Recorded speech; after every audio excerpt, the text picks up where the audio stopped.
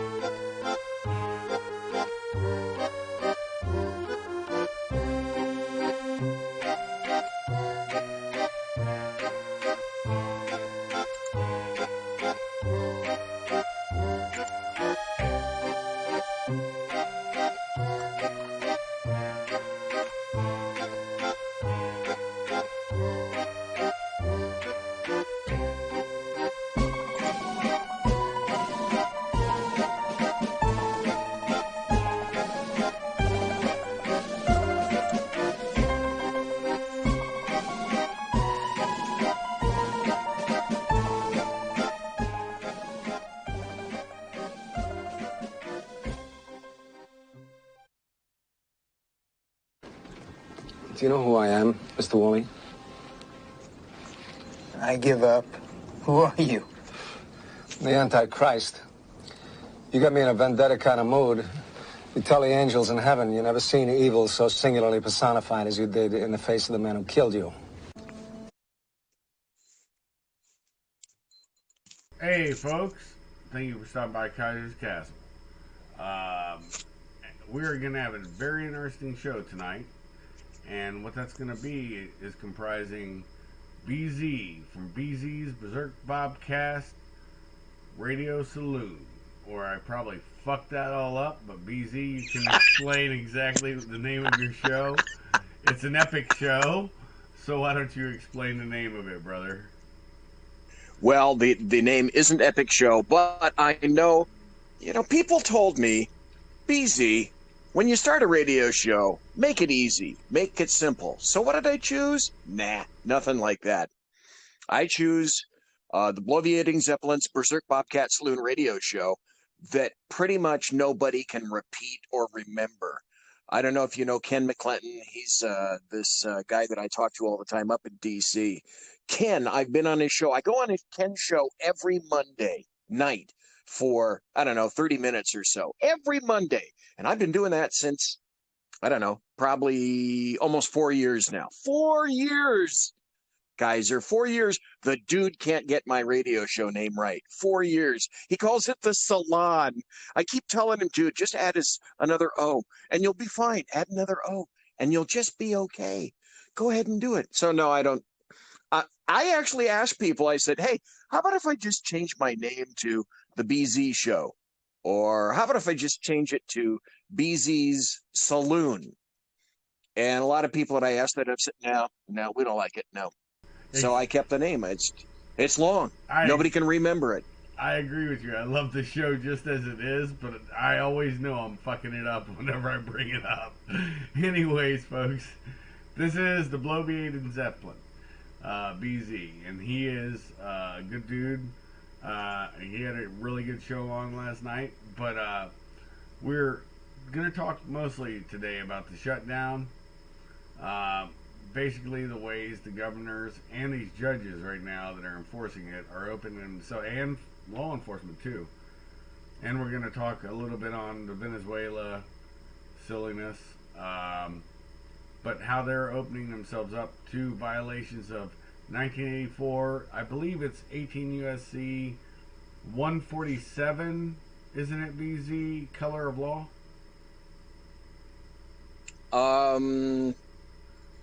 What'd you say it was? 18 USC something? Yeah, 147, subsection 147.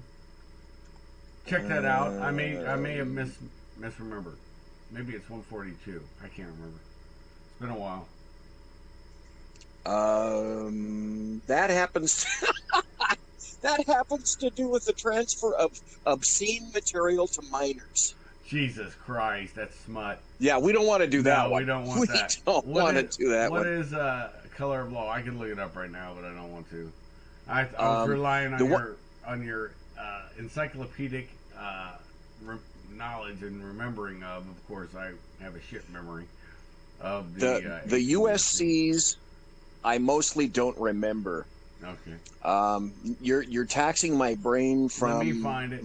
Basically, that's from the 70s. The only one I do remember is a 1983 action because I got prosecuted for a 1983 action. That may be it. From the late 70s. That may be it. Give me one sec. I'm gonna try to pull this up and. Now, are you talking about reduction of? Nope. I was talking of civil rights. Yeah, I was talking about when you screw somebody over on their civil rights. And give me a second. I gotta pull it up. Color of law. Very easy. Okay. Okay, law. if you're speaking about 18 civil action for deprivation of rights, that's 42 USC 1983. And I know. Well, this is. I found out all about that one. Yeah, this is section 242. I see I fucked it up by saying 142. Title 18 makes it a crime. It's not just civil. This is actually a crime to willfully deprive a person of a right, privilege protected by the Constitution or laws of the United States. Deprivation of rights under color of law.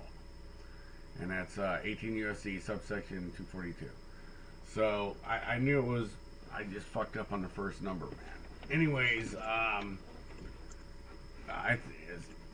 so you understand this law implicitly, but you also understand that even with martial law being implemented, that excuse me, folks, that's me just having a burp.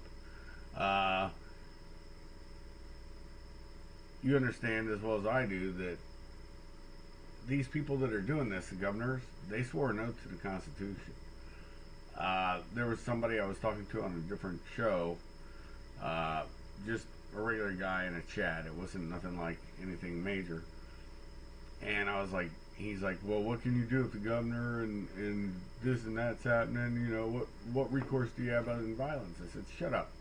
I said, you always have 18 USC color of law. And he goes, well, what's that? And he's like, that's just civil. And I'm like, no, you can actually prosecute somebody. A lot of people, even in federal service, will say, well, we have immunity. You know, the now I'm mind dumping it. Okay. Whatever immunity. Let me make the difference between the two. There is a distinct difference between the two.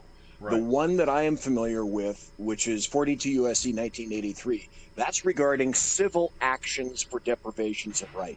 Right. That's called a 1983 action. Yeah. Now that is a civil venue. Right. Under which attorneys are paid by the United States government to sue individuals or venues for that under that section. Right. That's called a 1983 action. Yeah. The one you're talking about now, that is criminal. Yes.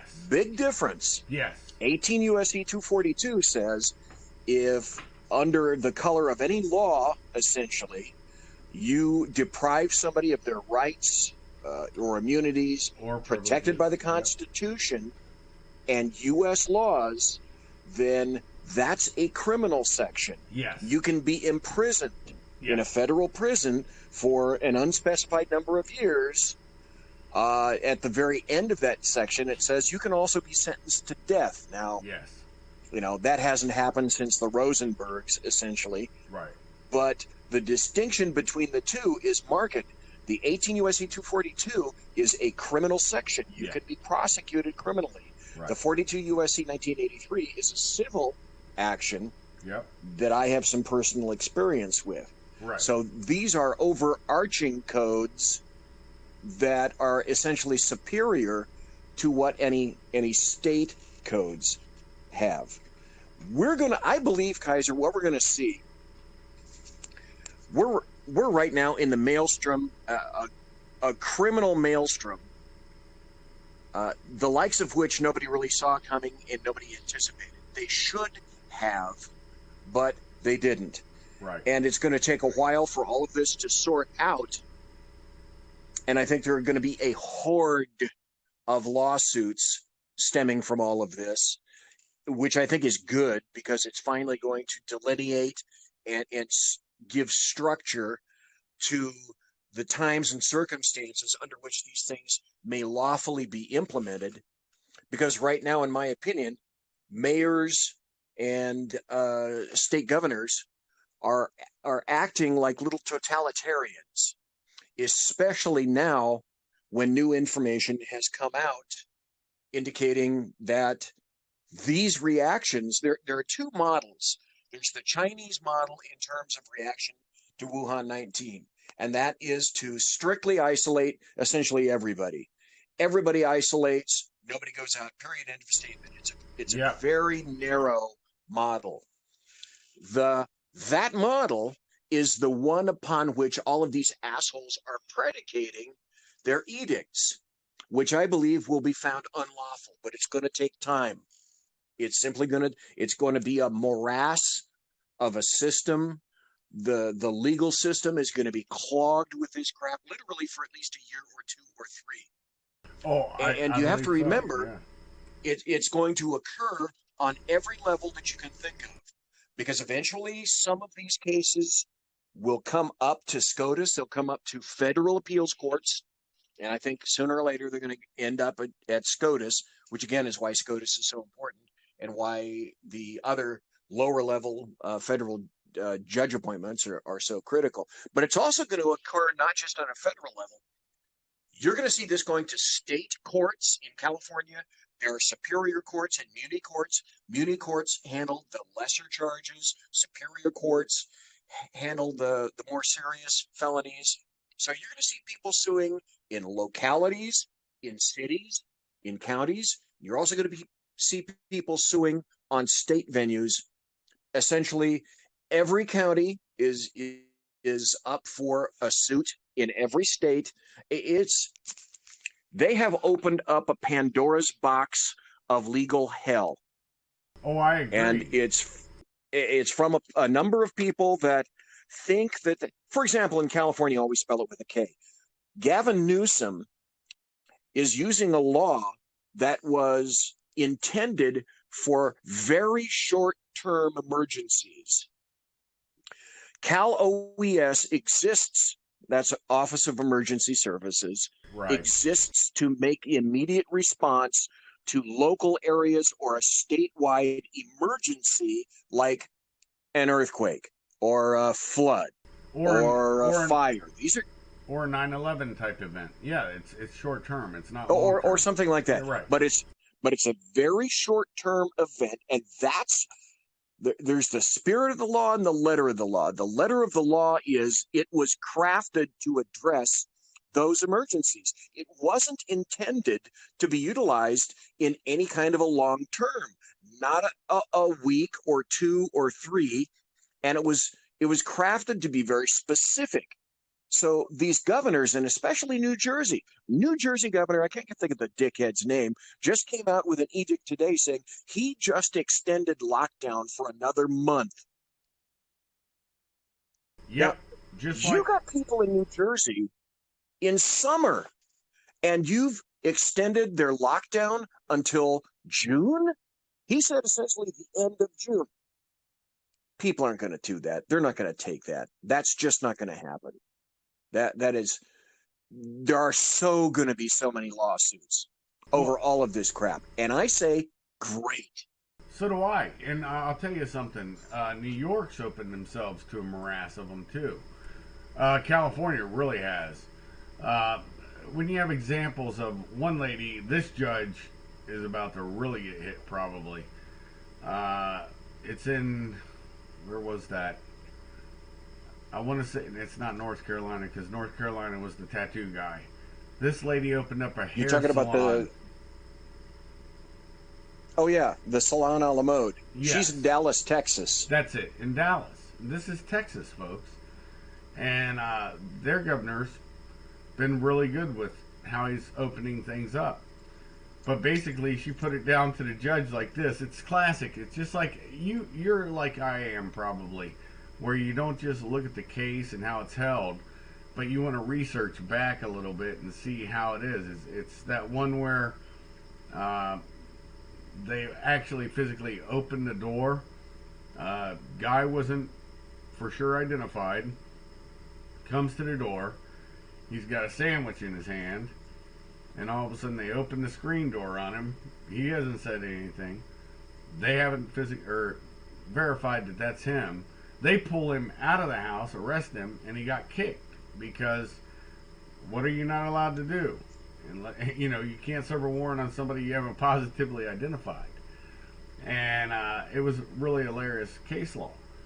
But I went back and researched, and the only way to find out that dude comes to the door, got a sandwich in his hands, taking a bite out of it, hasn't said anything to him. They've identified themselves to him, but he hasn't said anything. And they don't have a picture of him. Boop! They put him and hook him up. Well, that got thrown out. And I can't remember what case law that was now. Damn, dude, my memory's getting worse and worse by the day.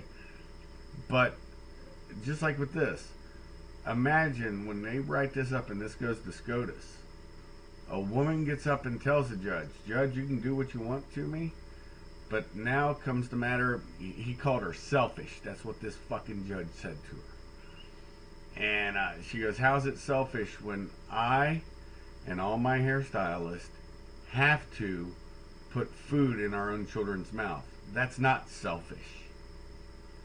And she's correct. And it really disgusted me the way that judge would act towards a citizen who he represents. And the judge does represent every judge. Everybody sworn represents every citizen that they come in contact with. And that's why everybody confuses. They think civil rights are different than their Bill of Rights. No, the Bill of Rights are your civil rights. And I always have to have that argument with people. Anyways, run on and tell me your thoughts. The judge that's involved in that is a Dallas Civil District judge. The dude's name is Eric Moye, M-O-Y-E, for those of you who want to get on your favorite search engine and research this guy. If you research this guy, what you're going to determine is that he is an Obama sycophant and has been so, a Democrat dude for quite some time. And essentially what he insisted is unconstitutional. He said, essentially, I'll distill it down to this: kiss my ring or you're going to jail. Admit that what you did is wrong or you're going to jail. Wait a minute. How can he compel her against the Constitution of the United States to admit guilt when she claimed that she was innocent? He ruled against her and was about to make his sentence. In the ruling, he said he would have lessened it if she essentially kissed the ring and admitted she was wrong. Her response was, "It's not wrong to try to feed your children." His response back to that was, "Fine, 7 days in jail and you're going to pay a ton of money." But wait, there's more. Now, Governor Greg Abbott in Texas got wind of this stuff, and now he's calling for his AG. He's calling for the release of that chick, that Dallas salon owner. I can't think of her name. He considered it, the judge, an executive order due to coronavirus precautions. But apparently, none of these dickweeds are reading or watching or listening to what their much vaunted and valued World Health Organization is advocating. I talked earlier about the two models. There's the Chinese model of lock everything down. Then there's the Swedish model of Sweden never locked people down. They trusted people to be adults. Some people decided that they were going to stay home. Many of the people decided that they were going to go out. Yes, they had a rise in coronavirus infections, but it turns out that it wasn't astoundingly dissimilar from any of the surrounding Nordic countries. Yep. Nor was it tragically dissimilar from countries who decided that they themselves were going to adhere to the Chinese model and lock down. But wait, there's even more. Now the World Health Organization, upon whose model all these authoritarian mayors and governors are basing their decisions last week. So these people have had a week to consider this. Last week, the World Health Organization changed its brain. And they said, oh, now we have decided our heads that we're going to adhere to the Swedish model, which means open that baby up. Well, apparently, all of these people don't read, couldn't care less. Now you're getting closer, and are enjoying the authority that they have to insert themselves, in my opinion, unlawfully into people's lives. Yes. Folks, when you acquiesce to stupid shit like this, play silly games and you're going to get silly prizes. I wrote earlier, the Beatles sang a song a long time ago in a galaxy far, far away. And I said, you know what? Keep pushing, brother. Keep pushing. This is the United States of America in 2020 now. All the stuff that we're talking about. So keep pushing. The Beatles said, you say you want a revolution. JFK in 1961 said this, and I've used this quote for quite some time. Those who make peaceful revolution impossible will make violent revolution inevitable. And how I read that is this. People in the middle class, and I don't care what paint job you have, pink, purple, white, black, burnt umber, cerulean, doesn't make any difference. But Americans are generally a very forgiving and good people, bordering on really ignorant and naive. Now, that having been said, they're really tolerant too, except when you push them up to a corner and you keep pushing and you don't know when to back off. And the words of JFK are ringing in my ears right now. And people on the left, and isn't it odd, Kaiser, how people on the left are the ones that are repressing everyone's rights. It's the leftist mayors, the leftist governors who are issuing these edicts. And it's for the most part, although not complete, mostly Republican governors or mayors are not going that far. And if they did, they're rescinding their orders. Look all around the nation. Do the various studies. This is not the New Jersey, California, all the various leftist areas are not comporting with what the World Health Organization is now recommending as of a week. Like I said, they've had a week to process this and come up with a different conclusion and attempt to implement a different working so that you can take others' businesses, lives, jobs into effect. You can't kill the economy. You can't shoot the economy. Suicides are rising. Crime is rising.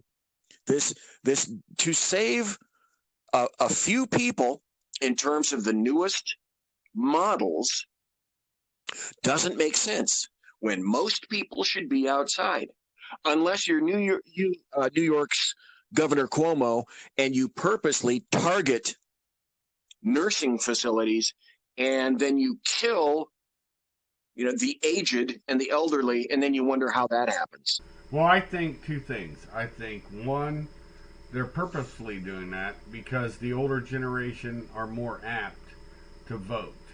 I'm not even playing. When I say politics, it spreads the gamut. Let's say you got 100 people in a nursing home. You have this thing go through the nursing home. At the end of the day, you got maybe, 40 people left, right? Well, that's 40 people left that maybe will vote Republican, red, right?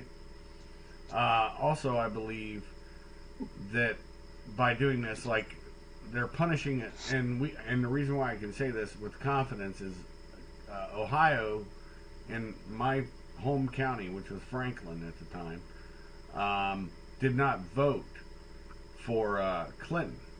Well, he gifted us 60,000 Somalis. And so by the next election cycle, Franklin County had completely flipped to blue. It's the city of Columbus, the capital city. And it totally wrecked our county. crime went up, blah, blah, blah, blah, blah. Who cares, right? But it's a matter of they didn't assimilate, and nor would they. And of course, they got their citizenship from a Democrat. Um, the other point, I guess, on politics is they couldn't kill Trump with all the lies and smears that they put on him. When I say kill, I mean figuratively, politically, not threateningly. You know what I mean. His presidency is what I'm trying to say, because they've done all kinds of manner of corruption to try to coup against him, which will lead into the next subject that we'll talk about. But they knew with a bad economy, it's a running game. I honestly think they're going to pull Biden out. You're going to see Hillary and Michael Obama run on the same ticket. I'll bet money on it. I've been saying this since they said that Biden was going to be their guy. I would have much rather have seen the election between Bernie and Trump, because that would have been an honest debate. Communism versus capitalism. And that's what they're advocating. That's my 2 cents. Your thoughts? And if there's one thing, say what you will about Bernie Sanders. I've said this ever since he came into my sphere of politics, and I grew to understand him. I understand him. And I think Bernie understands a lot of other things as well. But I admire, I should not admire Bernie, says every other conservative. No, I admire, and I've said on my show for years, I admire 2 things: honesty and clarity. Bernie is honest. He's essentially a socialist. Probably behind closed doors, he'll tell you he's a communist, but at least he admits to being a socialist and has been so for years. That's honest. That's clear. Bernie tells you exactly what he thinks. He doesn't hedge any bets. The government should run everything. And that's the slight difference between socialism and communism. It's from the dude who wrote the book Nudge. Hey, get everybody to socialism. You're on the cusp of communism. When you have communism, you are in total control of people's lives. So, Bernie points to Bernie for being honest. Biden, before he went demented, and he is definitely in the throes of dementia, that's a story for another time. But Biden, at the beginning of this journey last year, when he decided he was going to run, completely caved to the insane left. We know historically, Joe has not been a massive leftist. He's kind of been moderate. He's, now, Jesus Christ, people, we look back and we see, as compared to 8 years under Obama was kind of a moderate on stuff compared to what these dickweeds on the left now want, like AOC and her brethren and sister in there. Oh, yeah. But at least I got to admire Bernie. Bernie tells you exactly what he wants. Would I like to have seen Bernie run against Trump? Yeah. But I also think that you're right. Number one, this is a massive disservice. And it's terrible and cynical and depraved, and it illustrates perfectly what the Democrats and the DNC will do to use someone who is essentially mentally an empty suit now. 2 or 3 months ago, beginning of January, yeah, I was calling Biden a dummy, blah, blah, blah. When it became too obvious to ignore, I feel sorry for Joe Biden. As far as the Democrats are concerned, he's a Kleenex. He's a condom to be filled with their political semen and then cast aside. They don't really give a crap about him. And his wife, helping to enable that, she's every bit as bad as they are. Now, when you say Joe Biden's probably going to step aside, sooner or later, the DNC are going to have to pull the big red handle and say, okay, we can't go with Joe. Who's waiting in the wings? And I think Hillary might be waiting in the wings. Mike might be waiting in the wings. A friend of ours, Jack Alexander, the Australian dude that I have on the show, he's really convinced it's going to be Hillary. Biden's desire to have a female VP considering the circumstances now and the stance of the DNC, now would any of the, because you've heard nothing but silence from the female Dems who initially said, yeah, Biden needs a female VP. And they threw their hat in the ring. The past week, especially since the New York Times op-ed page went against Biden, which is heresy. That's unprecedented. Yep. For the New York Times to do something like that, which tells you the dire straits in which Biden finds himself. But now you hear a massive amount of silence. You hear the crickets chirping in the fields because all the potential female VP running mates, they ain't saying shit now. Funny how that works out, Kaiser, isn't it? Oh, yeah, and I think that what the Michigan governor did, that was a prime example of her play to try to be Biden's running mate. And she's probably being advised like Virginia's governor was back during the time when he went all anti-gun. And Northam? Yeah, Northam. When he started, and he's doing stupid shit too. I mean, they're talking about Cuomo. He's talking about doing this until June or July. So everybody will miss their entire summer. That's not going to work in a big city. She's an idiot basing her numbers in Michigan on Flint and Detroit. You know, the Upper Peninsula, all the different parts. Michigan's a big state. All those different parts that aren't the big cities aren't having issues. And last I checked, under all emergency management protocols, even under the Stafford Act, you quarantine the affected and the afflicted. Period. You don't quarantine everybody in an entire area.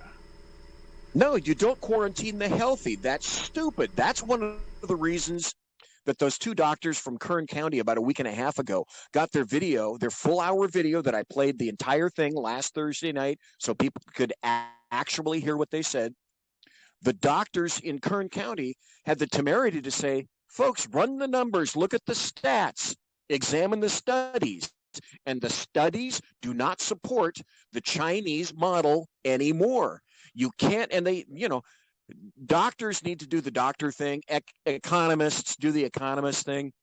But the doctors also pointed out the linkage between the two. When you ruin people's lives, and a good portion of that comes from the economy, you also ruin the lives of other people.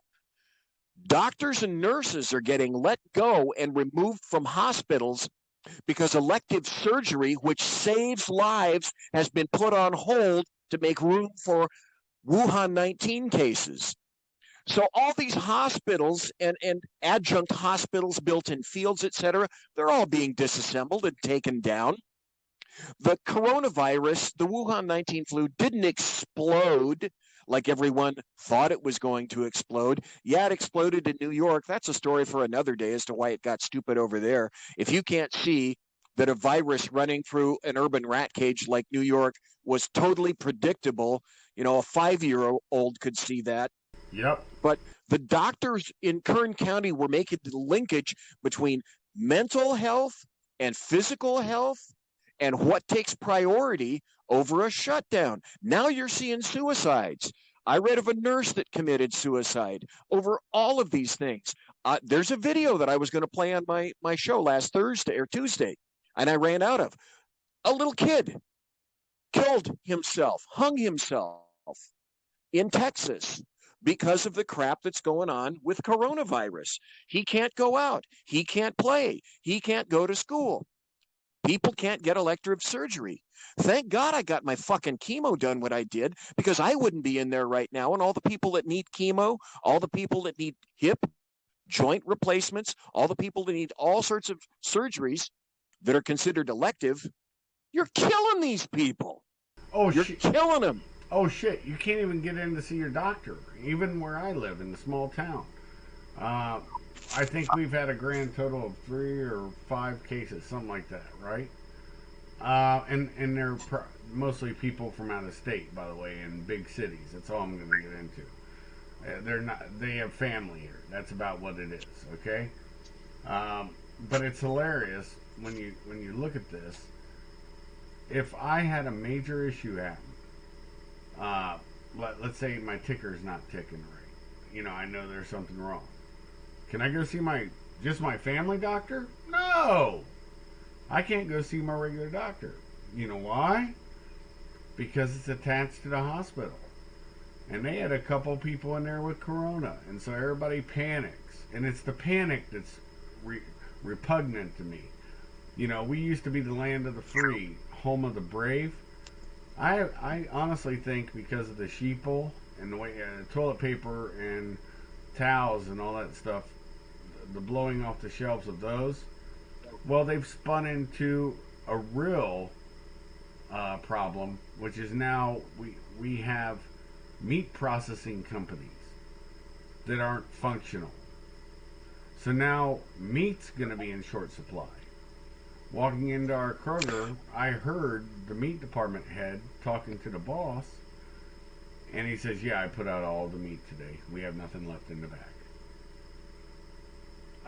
Well, Kroger and Costco are going through restrictions. Wendy's Right. is also going through restrictions. But I was watching Trump today address that fact with the governor in Iowa, who was indicating that they believe, within about 7 to 10 days, things are going to come back to normal because some of the Tyson processors are going to be coming back online. And rightly so, Trump began to focus on that before it became some kind of criticality. That's great. That's excellent. I got to admit, I'm a lucky son of a bitch. I had elective surgery. I have melanoma, so I get examined every month. So when something weird pops off, I have a relationship with my doctor, such as when I went in to get checked, she looked at my head. I pointed out what I thought was a blemish there, and she said, "You know what? We got to go digging, dude, and we got to go digging today." And so she pulled out all the equipment. Dude, out, done. Half hour later, finished. Wiped the blood off my head. Had some brainulous surgery. Put a couple of bandages on, and I'm good to go. But that's her. That's her. I have a good relationship with her, and that's not everybody. And there are people that, if they haven't died yet, you can't treat people this way. You can't do it. Well, see, our doctor's office is epic. My doctor and his assistant, they're both epic folks. I've been going to them since I've lived in this town. But the problem arises when OSU has this cancer hospital called the James. Anyways, OSU is now a part in Mount Carmel or whatever it is, another hospital, are now like a corporation of a bunch of different hospitals. Anyways, because they made a new addition from the doctor's office that was separate from the hospital to the hospital, so people that wanted to go to the hospital directly from the doctor's offices or vice versa, mostly for the gym and the what do you call that, where you get physical therapy at. Mostly because they didn't want them to go out in a cold transverse between the two. They linked them. So of course, if there's somebody with COVID now, that's a problem for the entire buildings. So the doctors erred by, and I have to say they erred, and I think they see the problem with it now, by shutting down their own practices. And they're not COVID people. I'll never forget the governor of New York today was asked if he would allow volunteers, quote unquote. They're not volunteers because they get paid, by the way, to go to New York, nurses and doctors, do not have to pay New York tax. He's like, we're running a $13 billion deficit. There's no way I can't collect taxes off them people. Well, buddy, you either got a problem or you don't. And like I said before, we were the land of the free, home of the brave. But the more and more I look at this shit, I think we become the land of the meek, the home of the afraid. And that's my opinion at this point. Well, we're falling to what I call fear porn. And fear porn is everywhere. And I have literally lost a friend and a number of acquaintances for my stance. And it's really interesting. I'm going to address this tomorrow. I belong to a whole bunch of law enforcement Facebook groups. And a lot of people, this issue has torn a lot of Facebook groups apart in law enforcement, because now you see a clear striation between those in law enforcement who say, yeah, it's a lawful edict and I'm going to do what I'm told, versus the other ones who say, you know what, I don't abide by what people tell me. I'm a thinking individual and I get to be able to use discretion. And my final arbiter is in terms of the U.S. Constitution and the Bill of Rights. Yep. And I am the final decision maker in terms of what I consider on each call. I get sent to whether I'm going to obey or whether I'm going to act constitutionally or unconstitutionally. Exactly. Do I have time? Let's see if I can find it. Do I have time to read a response from? It's no secret, and if I tell people here, I'm sure I'm not speaking out of turn. I worked with Sacramento County Sheriff's Department for 35 years. That's Right. The department from which I retired. And our sheriff, Scott Jones, came out with a recent statement yesterday regarding his stance on this, which is another reason that leftists, at least in California, they literally want to rid the state of sheriffs, because chiefs of police are much easier to contain, to control, because they have to worry about their jobs. They're appointed, not elected. That's right. So they have to lick the boots and fillet the people that put them into office in the first place. Do I have time, Kaiser, to read the response? Read it. Yeah. Of the Sacramento County Sheriff? Yeah, read it. That's fine. Okay, he came out and he said, this is all from him writing now. He said, it's time. It's time to let people out of their homes and responsibly open the economy, to let businesses thrive and employees and former employees get back to work. It's time to develop a plan to open all businesses. If car washes, Starbucks, adult boutiques, and pot shops have been considered essential throughout all of this, really, aren't all businesses essential? It's time to reflect on decisions we've made under the pretext of this pandemic. Bingo. Pretext. He actually wrote that word. This isn't me writing this. This is a sheriff in, of all places, California. Always spell it with a K. Such is why we were forced to let over 1,100 inmates out of Sacramento's COVID-free jail into a community where the law-abiding are still locked down. He had no choice. It was a state law to remove and let those people free. He had to obey by that law. It's time to place responsibility for hygiene and healthy practices back into the hands of the public, rather than being forced upon them by government. It's time to recognize that this year is and will continue to be tragic because of the pandemic. But that does not mean that the next several years have to be devastated as well by economic and social ruin from continued inertia. Remember Newton's law of motion and lack of motion. It is time to understand that stay at home equals loss of tax revenue, and that equals significant cuts to law enforcement and fire departments next year, including potential public safety layoffs all across California and the nation. It's time to recognize that we, the people, have willingly acquiesced to loss of freedoms, loss of income, and loss of social connection for the greater good. But now we're ready to responsibly get back to life, liberty, and the pursuit of happiness. His final sentence, 3 words: it is time.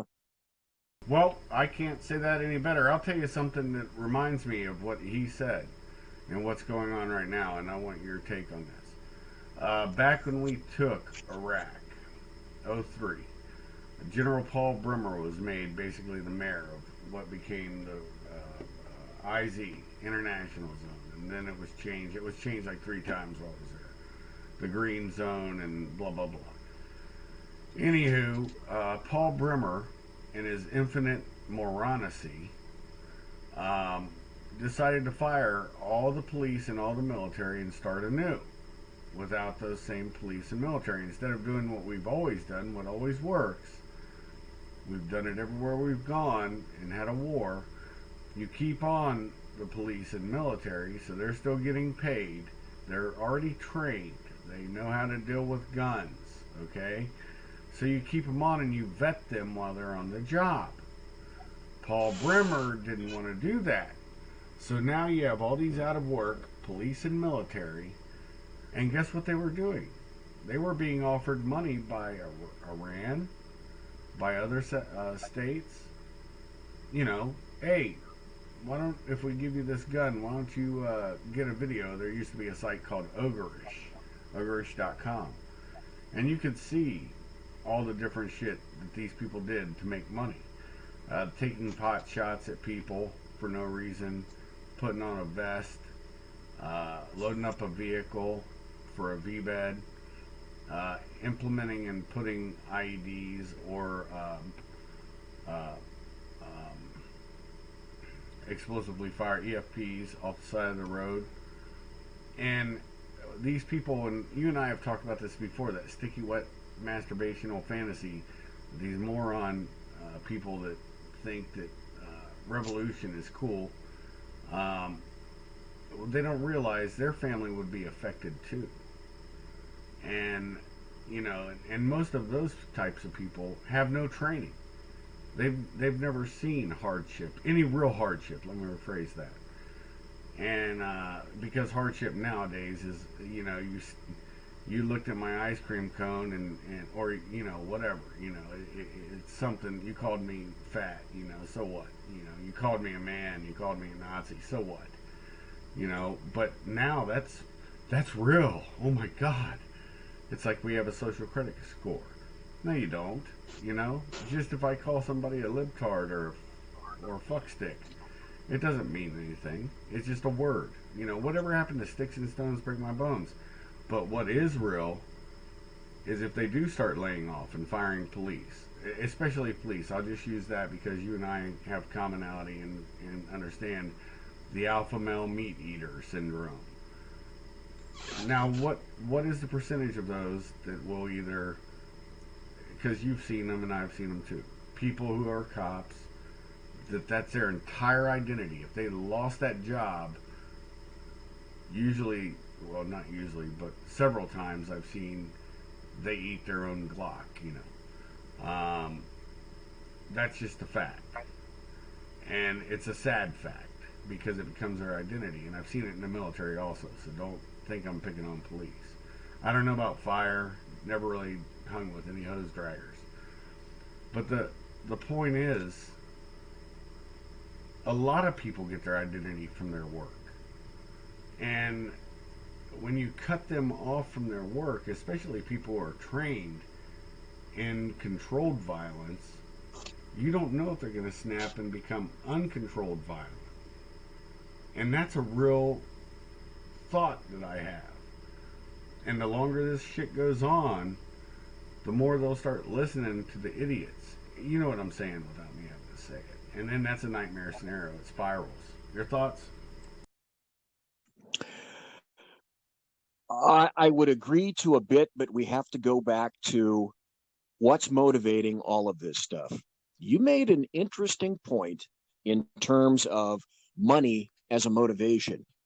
And I don't think this has been pointed out. As a matter of fact, I don't mind naming the dude. I heard a guy named Tom Sullivan. People listen to Tom Sullivan because he says he doesn't necessarily lean left or lean right. He's a moderate. He's syndicated. He started at KFBK here in Sacramento, which is why I listen to him. And Tom Sullivan was saying the other day that we need to listen to what people are saying and still continue to be in our homes. And the only motivation for that and to continuing to stay in place is we want to save lives. And he's buying that.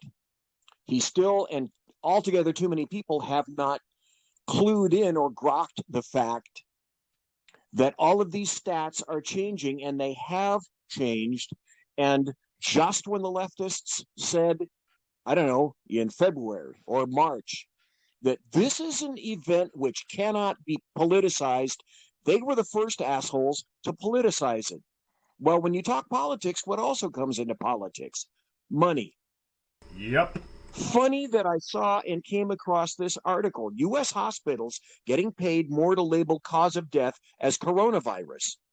Now, you and I have both seen the memes all over the internet, little cartoons and graphics and whatnot, for weeks now, that a guy that got bitten in two from a shark had his death clued into coronavirus. So there's a guy named Senator Scott Jensen, and he represents Minnesota. The dude is also a doctor. And he said back on April 15th, he said the AMA, the American Medical Association, is, air quotes, encouraging doctors to overcount coronavirus deaths across the country. He said, and I got the video to prove it, which I may or may not put up. I don't know if I have time. He was the recipient of a 7-page document that showed exactly how the AMA wants doctors to fill out a death certificate as a COVID-19 diagnosis, even when there wasn't a lab test confirming the diagnosis. Oh, that's the truth. So right now, Medicare is determining that if you have a Wuhan 19 admission to the hospital, you get $13,000. If that Wuhan 19 patient goes on a ventilator, you get $39,000. 3 times as much. So this Jensen guy, this is his quote: "Nobody can tell me after 35 years in the world of medicine that sometimes those kinds of things impact on what we do." So I thought, I'll put that out there and I'll see if I get any kind of a response from individuals, because a lot of really clued in people look at my blog and then they weigh in. So I got something from another person from the, what was it? I think it was ASCO, ASCO. And it was updated as of April 27th. So ASCO is the American Society of Clinical Oncology. So the CARES Act went into law, and it goes, and who crafted that? Yeah, that's right, Democrats. So they were pushing for all of this. Yep. Law, the CARES Act, establishes a bunch of stimulus, a bunch of aid programs, and at that point, $2 trillion in economic relief and whatnot. And in it, you can see that they're paid more for a diagnosis, or paid more for people who fall under having died from Wuhan 19. Additional allocations, I'm looking at the document right now, for skilled nursing facilities, dentists, and providers that solely take Medicaid. So the guy sends me another document. This is also from the American Society of Clinical Oncology. And it says COVID-19 government reimbursement and regulatory updates. And so it's in there too. Financial assistance for providers during COVID-19. Resources, highlights, and updates. Fiscal disbursements, relief funds, payment portals, required attestation.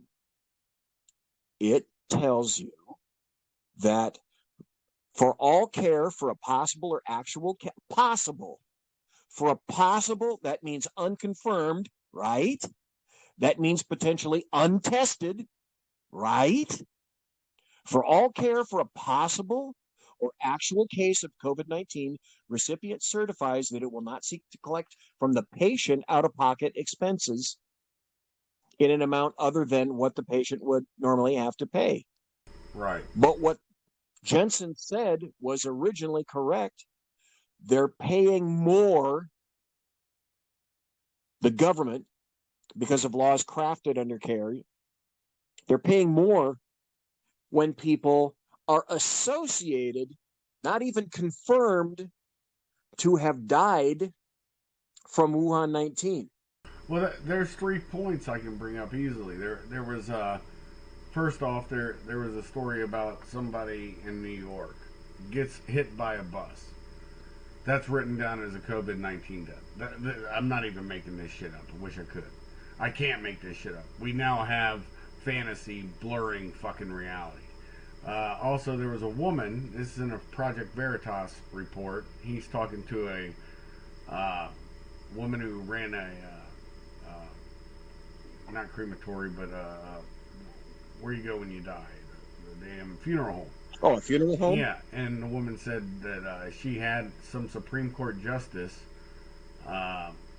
intervene on the cause of death. It was listed as Wuhan. The woman had dementia, or what is it? It's Parkinson's, whatever, and swallowed her. Couldn't swallow. Couldn't. So they have to, swab the mouth to keep them from drowning themselves in their own saliva. Well, they didn't do that, and the woman drowned herself. And so she actually, to get the cause of death changed, was lucky enough that a member of our Supreme Court of the United States had to intervene, because it was a family member, to get the death write-up changed from the hospital. And then finally, this one still blows my nads away. Cannot even believe it. There was some kid, I can't remember where it was at, who passed away in some way and manner, and but it was not, COVID-19 or anything. Well, he was listed as COVID-19, and after that happened, a buddy of mine, I think it was last night, it was after your show, we were talking, and he said, he works in the medical field, that's all I can say, and he said, you're going to notice something in the next month when this is all over, because that'll be when the flu stats come out. How many people died from the flu? Because, flu season will be over. And it runs about a month behind flu season. Anyways, he says flu numbers will be down, but COVID-19 will spike. I believe it. Because they're writing everything down as fucking COVID-19. Or Wuhan 19. I don't even like calling it COVID-19 because that. And the WHO has said their augment for the food, the world, it's still part of the World Health Organization, but they're the ones who are concerned with starvation. They're saying now 1 billion people may starve to death because of this and the lack of productivity in America. Here's the thing. America, we have allowed ourselves to be everybody else's breadbasket. It's time to shut it down. If we can't take care of our own, if we didn't learn something by having the Chinese fly in here to our major city centers and passing out a disease like it's candy, and we still want to be globalist, then I guess we deserve what we get. And that's just my thinking on it, because this is now shown the weakness of this whole bullshit of the globe as one world and one economy. No, it's not. And you always have people doing power plays. The most racist society on the planet, the Chinese, called our president racist and xenophobic. I think somebody better take a mirror and look at themselves, Mr. G, President G. And that's all I had to say, brother. So your thoughts and comments?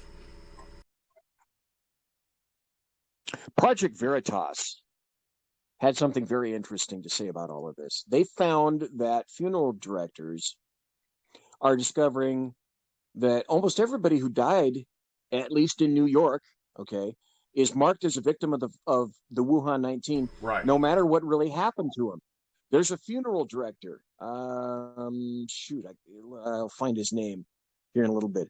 Joseph Antioco of Schaefer Funeral Home says he told Project Veritas, he said, basically every death certificate that comes across our desk now has COVID on it. They're putting, this is a quote now, they're putting COVID on a lot of death certificates because people who are going to the hospital with any kind of respiratory distress, respiratory problems, pneumonia, the flu-like symptoms lead into COVID-19. To me, all you're doing is padding the stats. You're putting people on that have COVID-19, even if they didn't have it, even if they were never tested. You're making the death rate for New York City a lot higher than it should be. You know, there's another example. Another individual, there's a guy named Joseph Dimicelli of Dimicelli and Sons Funeral Home. He's talking about a person who said that another individual had Alzheimer's. And, well, here, this is the one you're talking about. She said she had Alzheimer's and they didn't suction her. You have to suction because they forget how to swallow. And right away, they put COVID-19 on her death certificate, and the Supreme Court justice, whoever it is, contacted the hospital. They did an independent autopsy. Bingo. No COVID-19, said this guy, Josephine Dimicelli of Dimicelli and Sons Funeral Home. Bing. Yep, that was the one I saw.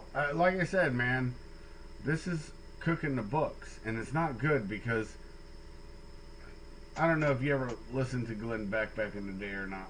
And he can, everybody can say what they want about him, and I will too, but he has been in front of a lot of things, just like Alex Jones, whatever.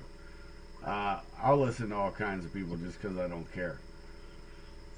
But the interesting part to me is that you're seeing the top down, bottom up, and it turns the country inside out.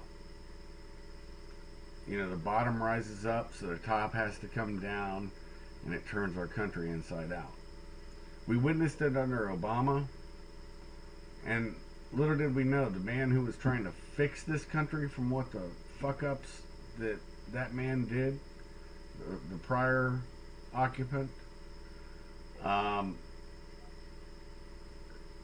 his same sycophants are doing everything they could, including a coup attempt against him within the IC, the intelligence community, and including the FBI, our premier, quote-unquote, law enforcement agency, and DOJ. That's how bad the infestation was that he allowed to happen. Not to mention the federal courts. So, it's a problem reaction solution. It's a problem reaction. Whoa! I got feedback on that one, bro. What just happened? Well, the thing we have to remember is that everything is political now. Everything. We have been dragged kicking and screaming into politics, and it all revolves back. I mean, it was building like a gentle tsunami for a number of years, decades. But after 2016, we were standing on the precipice. And just like I said last night, oh my God, can you think of what this nation would be like if we didn't know a fraction of the terrible abrogations that occurred under the previous administration? If we still had if we had a Hillary Clinton for president, we wouldn't know an infinitesimal fraction of the illegal, corrupt crap that happened. But it all stepped off and got worse because she did not make president, and a guy that's not a politician and is a bull in a china closet, basically, got elected. When people say that you should not politicize this disease, oh, trust me, it is way fucking politicized. Oh, yeah. I found another article from Virology Journal. This is our lovely little dude, our little 78-year-old dude that everyone loves to love, Dr. Anthony Fauci. He's a member of NIH. He knew, because this study was published that I discovered online. It was published online August 22nd, 2005. Yep. 15 years ago. Yep. Under his NIH. He knew this, unless he's stupid. Well, the article said chloroquine is a potent inhibitor of SARS coronavirus infection and spread. Background, abstract. Severe acute respiratory syndrome, SARS, is caused by a newly discovered coronavirus, SARS-CoV. No effective prophylactic or post-exposure therapy is currently available. Results. We report, however, that chloroquine has strong antiviral effects on SARS-CoV infection of primate cells. These inhibitory effects are observed when the cells are treated with the drug either before or after exposure to the virus, suggesting both prophylactic and therapeutic advantage. Yep, and that's why you had... They knew this back in 2005. Yeah, and that's why you had doctors. They tried to call the French doctor a kook, and that was Fauci who did that too. And then what they don't want to say is Birx and Fauci, they have been both on Bill and Melinda Gates' little vaccine kind of thingamabob. I can't think of what their little charity thing. And then there's a doctor by the name of, give me 1 second, I'll find her name out right now because a guy asked me about it and I looked it up to make sure to find her name. And now I'm not going to be able to find it where, I don't know shit. Anyways, Diane Anderson. Diane Anderson. Not only is she from the University of, I think Chapel Hill, I'm probably wrong on this, you can look her up, Diane Anderson. But she was the head of Wuhan's little lab, an American. They may not be Chapel Hill, it's somewhere around there. Anyways, she's also Facebook's and YouTube's person who leads their censorship. Anytime anybody brings up the Wuhan virus and they pull their channel down, it's because of her. And that's just a fact. She's the expert, and yet she works at the Wuhan lab. And then they don't ever want to talk about the idiots that have been arrested, including a virologist out of Harvard who got arrested. You know why? He was given the Chinese biological secrets on weaponizing stuff. Biological agents, or, vectors. Isn't it amazing? And that's why this globalism stuff's got to stop, man. We're giving our enemies everything they need to defeat us. And that's my 2 cents. Your thoughts? China is our enemy. Here's another story I found that is, let's see, what is today? Okay, this story came out today. So, folks, I want to see if you've heard about this story. A coronavirus researcher, a Wuhan 19 researcher with significant findings is found shot dead. So there's a Wuhan 19 researcher, Chinese dude by the name of Bing Liu. Out of Philadelphia, right? He is University of Pittsburgh. They found him shot dead, according to Allegheny County medical examiners. He was reportedly on the verge of a major breakthrough on the Wuhan coronavirus. According to The Hill, he was found murdered in his home just this past Saturday. Multiple gunshot wounds. They believe the case is a murder, suicide, as an associate of Liu's was found dead in his car not far away. Coinky Dink. I have been completely disabused of Coinky Dink anymore. Yeah, but that having been said, there's a story going on that I had not heard about, and I'm going to have about 15 more minutes before I'm going to have to jam. But I want to hear you talk about this story because we spoke about it just before we went on. I really want to hear your thoughts about this.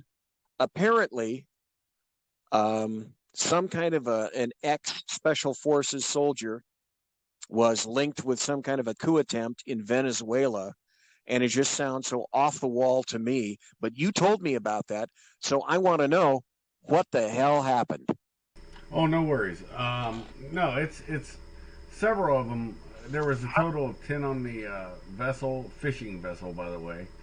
I mean, this is straight out of somebody who's watched too many Hollywood movies.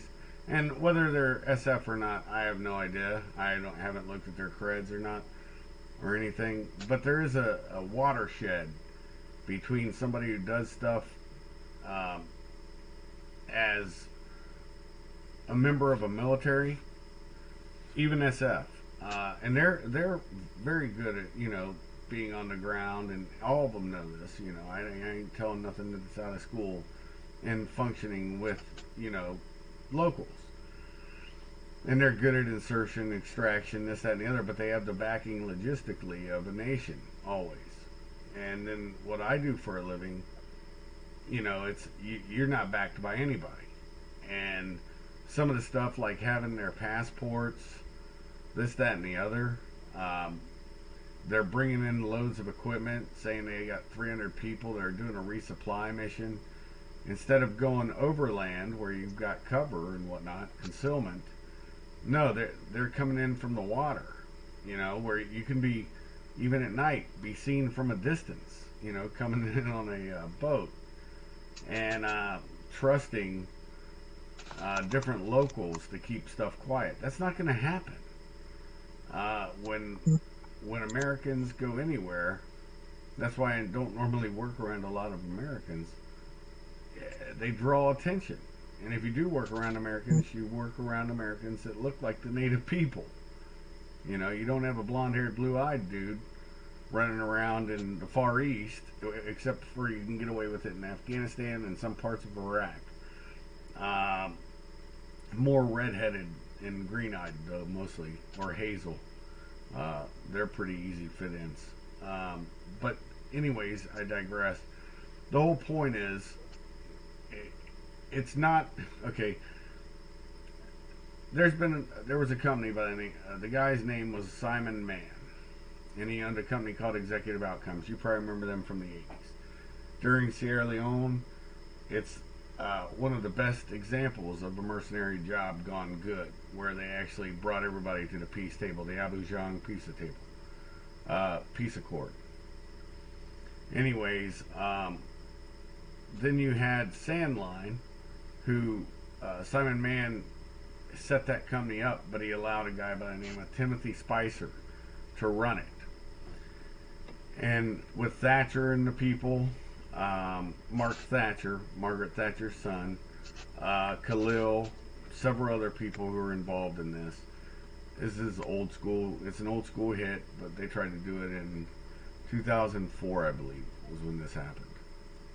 And these are professionals that do this shit for a living, and most of them were South Africans and English people, way more comfortable and functional in Africa. Anyways, they got caught in Zimbabwe with 3 737s, I believe they were, and they had all their kit on. These are pros that thought they had already done everything the correct way and thought the payoffs were made right. I've seen this happen even with a brother of mine that I'm not going to get into his name, but he wrote a book, 3 years in Cairo. It's in German. He's an Austrian. Anyways, he didn't listen to me. He didn't take the boat in. Instead, he flew in through Cairo. This is right after the Islamic Spring. And he and a German feller, I can't really say his name either, but both of them got arrested. They had 240 rounds of 7.62 by 54R, and they had the legal paperwork from Egypt. They were doing any piracy ops, and they had 4 nicely kitted out bolt action Mosin Nagants, and they were all cased. Everything was legal and above board by paperwork. But because of that change in government, and he didn't do what I told him, come in by ship, call out from before the 12-mile mark, tell him, I need to speak with somebody. If you hear any hesitation, throw that shit overboard. No, instead he flies in where he can't throw that shit overboard. He's already made entry. And they put him in prison for fucking 3 years. So, this is big boy rules. And if they didn't know what they were doing, they should have known what they were doing. But it seems one of two things. Either they're sacrificed. Out of the 10, I think 8 of them were killed. I think they took 2 or 3 of them in handcuffs. I had heard 4 earlier, but it's the numbers have calmed down to 2 of them for sure, maybe a third. And then one guy's talking, and I seen a camera thing with him on some whatever show, and somehow he's a self-styled Eric's Prince type, claims to have ties to Trump. You know, who knows? I mean, that shit gets so obscured because you don't really know what's happening. But I don't think it's not a matter of I don't think. I know that shit's not state sanctioned. Not doing what they did and not being that. I didn't see a lot of expertise in what they did because they should have done shit a whole lot different. They were training in Colombia across the border. That shit's going to travel across border. So, you know, Venezuela's going to know what the fuck's happening. So it's just more honesty. Everything they did was stupid. And that's my own 2 cents on it. Your thoughts, bro? And they're going to pay the price too, aren't they? Oh yeah, that's not a good prison stint for them. Yeah, and they're gonna. I mean, Nick Dutoit. I don't know if he survived it or not. I know Simon Mann did. Simon got arrested along with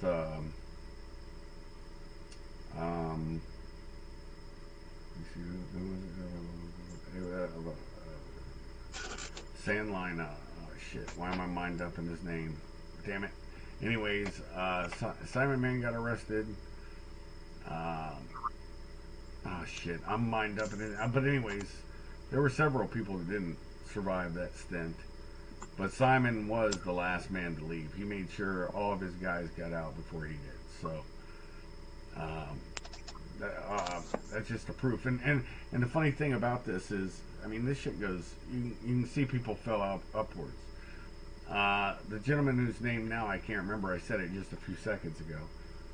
He fell upwards. He started a company called Armor Group, and Armor Group got a 200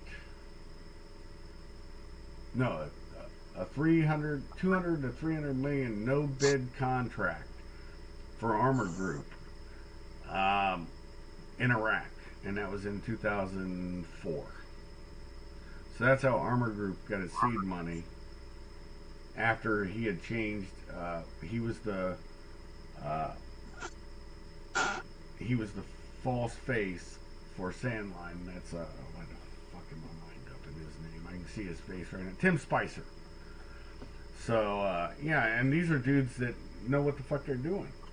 They've been working in Africa as their operational ground for decades, probably since Rhodesia at that time. So, you know, it's just silliness, man. And I'd just like to hear your thoughts on it. I mean, this stuff, you can't make this shit up. And it's retarded. So, your thoughts. Wow. I think you summed it up pretty well by it's retarded. Dude, pleasure. I got about 5 more minutes before I'm going to have to jam. I want to ask you one final thing because I'm going to tell you my thought on it, and then I want yours. And nobody, I saw this and put a little tickler file in my head that I wanted to talk about it with somebody knowledgeable like yourself, but with all the other crap that was going on, I didn't address it on my show, and I'd like to address it now very briefly. On April 22nd, Iran shoots its first military satellite up into space. So the Revolutionary Guard kicked up a Gossad satellite carrier up into the space. It's a system nobody else has heard of. And when I saw that, amidst all the other chaos that's going on, because my mind is wired this way, the first thing I thought of, satellite carrier? Really? First thing I think of is, EMP over the middle of the United States or the Northeast Seaboard or something like that. Then I find another article, .ae, where it says there's the Iranians launch a military satellite, but now they've indicated that satellite launchers can be retooled to handle ballistic missiles, and the IISS is now warning people about that. So I'm thinking, okay, Iranians put a rocket to launch a satellite into orbit, and then we hear about the launchers, and then there's a story that says the Pentagon is concerned about Iran's military satellite launch. It's a security concern in the midst of all these deteriorating, relations with Iran. And I'm thinking, I don't believe in quinky dink anymore. Timing is everything. There's a reason for all of this. Any thoughts, Kaiser, on that? Oh yeah, it's the same shit you saw with Loral. The Chinese couldn't get a satellite into orbit forever, right? And under Clinton, everybody forgets this. Johnny Wang, I can't remember his last name. It was Wang or Wang. He got Loral a sweetheart deal where they got to show the Chinese how to build actual rockets that would not blow up on the launch pad and actually go to space, right? Now remember, we sent all that money over to Iran with the last regime, right? Think we might have sent some other things with it? I think so. And I wouldn't really I wouldn't be surprised. Yeah, I wouldn't really worry about it because of our ASAT, anti-satellite systems that we have, both ground. There's one epic story talking about the anti-satellite weapon that's actually launched off of an F-16, where it just goes as high in an arc. They know when the satellite's coming. They launch it. The missile flies, and he's got to get down because he's at his top arc of height, and it'll kill it. The problem with that, though, is you're going to have more space junk up in another lower sphere where even our satellites are at. So there's a trade-off. So I mean, that's tricky. But anti-satellite stuff does exist, and we probably knock have notice I knocked my desk. Probably have stuff already in the air that can take it down or at least shut it down, and maybe not make so much space junk. That's all I'll say. So I'm not really worried about that. But what the first thing is when somebody launches a satellite, because remember that's what the Chinese did. That tests out the functionality of the gyroscopic and all the different things that keep the rocket going straight, so you're not like that flat earther that his rocket parachute deployed halfway through launch, and he took a header right into the earth, and he found out the flat earth's pretty hard, didn't he? But the point is, yes, anytime they launch something into space, that's a proof of concept, and a payload is just a payload. It matters not what's in it, whether it's fissionable. It can be anything and everything. Yes, exactly. Because I was in the Jebel incident. I've told you about that. We were hit by an Al-Hussein missile that was loaded up with a nerve agent. That's fact, historical fact. And thank God we were all taking pyridoxine bromide. Me and my sergeant were fine because of it. Otherwise, we'd be, statistics. But anyway, so that, yeah, like I said, I'm not stressed about that. I figured that there was much fuckery afoot when we sent, how many trillions? Was it 1.8 trillion we sent to the Iranians? I'm sure there was some technology we put on them crates too. Oh, probably. Yeah. Our lovely prior Obama regime. Yeah. Well, thanks for letting me be here tonight. I appreciate it. Yeah, no problem, man. We're just like, this is a treat for everybody. We're just like the Obama administration on this page. I wrapped up my secret guest in the blueprints of something new, right? So that's how I wrapped up that money, and I wrapped up BZ tonight. And so, yes, folks, go see the Bloviating Zeppelins, Berserk Bobcat, finish it out. Saloon. There we go. And check him out on, I believe you're on Facebook, YouTube, and Spreaker. Yep, on Yep. SHR Media. On SHR Media. And it's Tuesdays and Thursdays. And it has a lot of choice for you to listen to. BZ's the one that I would always suggest. And then you have the unedited blind guy. Unpleasant blind guy, I'm sorry.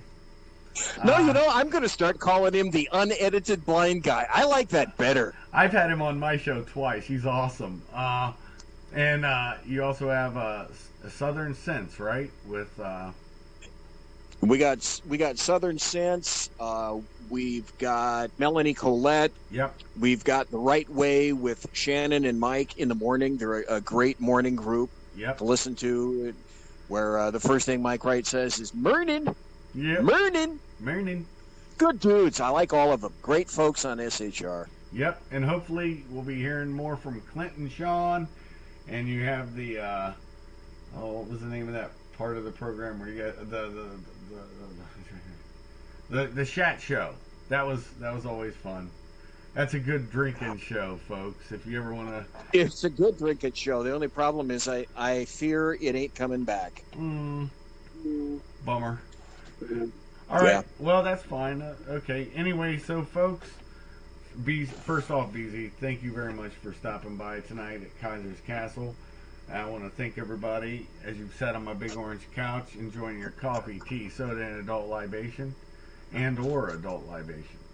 And I will slowly raise the drawbridge as you meander on out. With that being said, shuff out.